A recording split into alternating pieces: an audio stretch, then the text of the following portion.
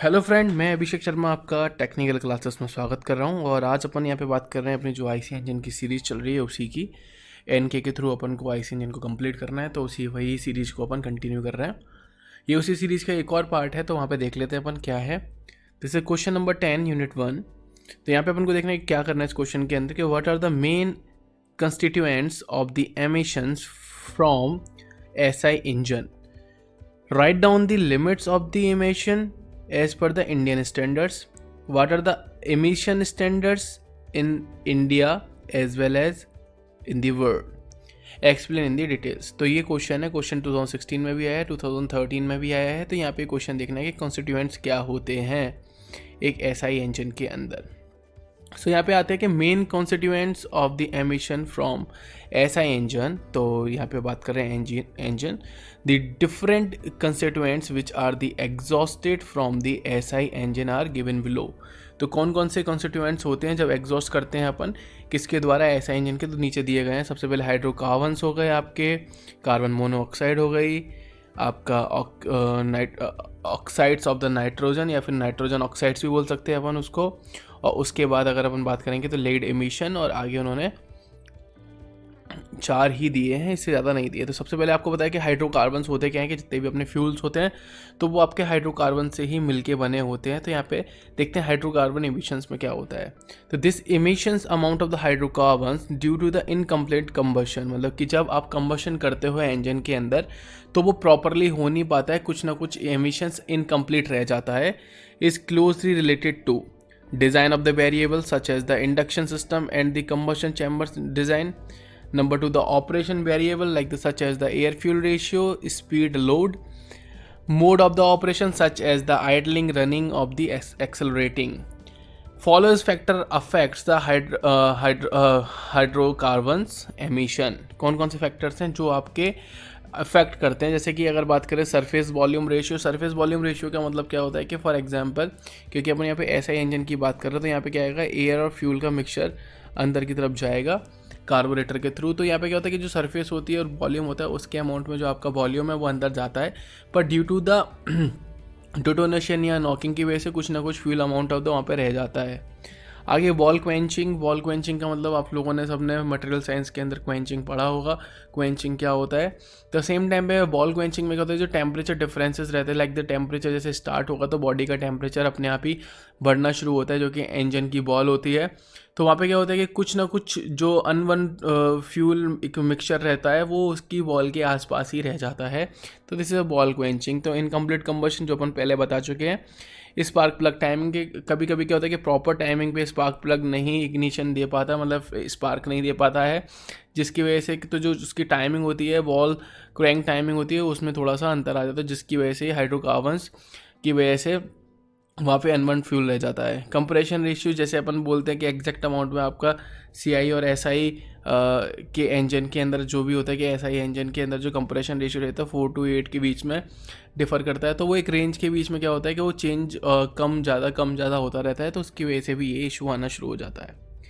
Next है carbon monoxide. तो आप सभी को पता है कि कार्बन मोनोऑक्साइड क्या है कि थोड़ी हार्मफुल गैस होती है। तो सेम टाइम पे if the oxidation of the carbon oxide to the CO2 is not complete, तो वहाँ पे क्या रहता है कि CO remains in the exhaust. तो आप जब एग्जॉस्ट करते हो तो वहाँ पे क्या होता है कि कार्बन मोनोऑक्साइड निकलना शुरू हो जाती है। The percentage of carbon monoxide increase during the engine idling but decreasing with the speed. तो जब आइडलिंग प्रोसेस होता है तो उस केस के अंदर आपकी जो कार्बन मोनोऑक्साइड होती है वो इंक्रीज होना शुरू हो जाती है, but decreasing with the speed. तो जैसे जैसे स्पीड बढ़ेगी तो वो कम होना शुरू हो जाती है।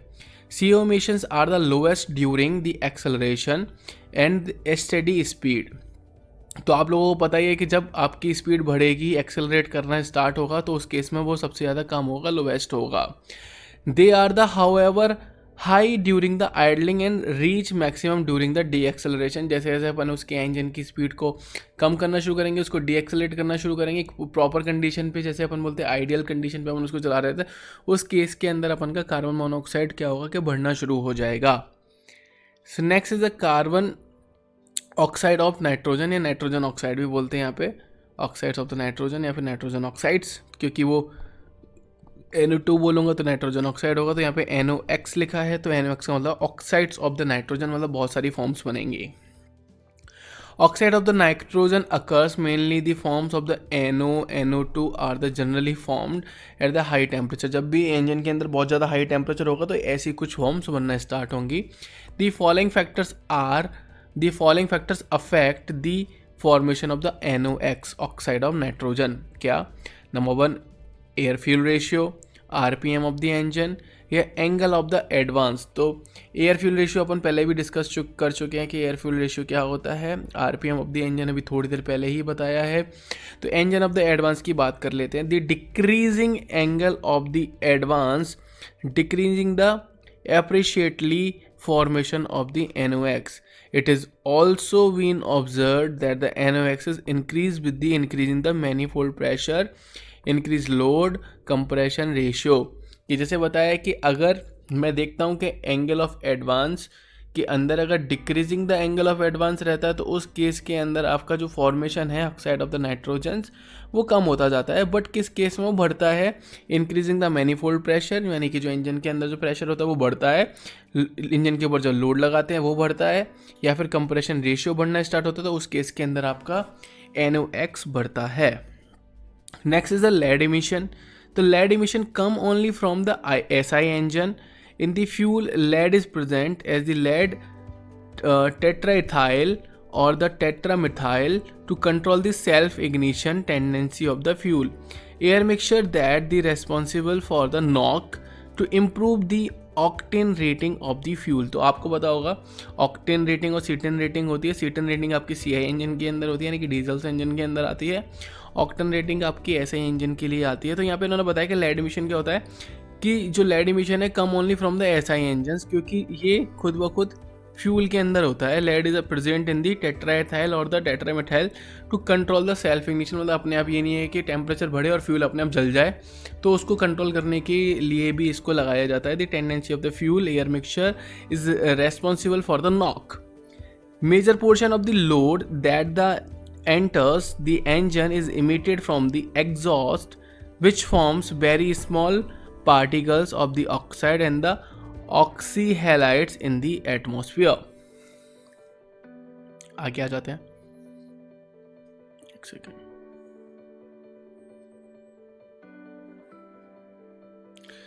तो यहाँ पे उन्होंने बताया है कि the limits of the emission as per the Indian standards. तो यहाँ पे इंडियन स्टैंडर्ड्स के हिसाब से बताया है euro 1, euro 3, euro 4, euro 5, euro 6. तो ये डेट्स भी बता रखी कि 1992, 1996, 2000, 2005, 2008, 2010 के अंदर इन्होंने टेस्ट बता रखे थे. This is like the ETC test, जिसके अंदर कार्बन मोनोऑक्साइड, हाइड्रोक्लोराइड, हाइड्रोकार्बन्स और ये आपके नाइट्रोजन ऑक्साइड या फिर NOx कितने निकलते हैं, ऑक्साइड ऑफ द नाइट्रोजन्स. तो वो उन्होंने बता रखा था ये लिमिट्स है, ये आपको टेबल याद रखनी पड़ेगी अगर एग्जाम में ये क्वेश्चन आता है. तो प्लीज़ आप अभी अगर वीडियो देख रहे हो तो स्क्रीनशॉट ले लीजिएगा, नहीं तो आपके पास अगर NK है तो उसके अंदर ये आपको मिल जाएगी. तो ये आपको पता पड़ जाएगा कि फॉर डीजल इंजन के लिए क्या है, फॉर स्टैंडर्ड क्या है टेबल. तो आपको पता पड़ जाएगा कि इंडियन स्टैंडर्ड्स के हिसाब से क्या है और वर्ल्ड के हिसाब से क्या है. तो एक छोटी सी वीडियो थी, अगर आपको अच्छी लगी हो तो प्लीज़ उसको लाइक ज़रूर करना, शेयर ज़रूर करना. Thank you for watching.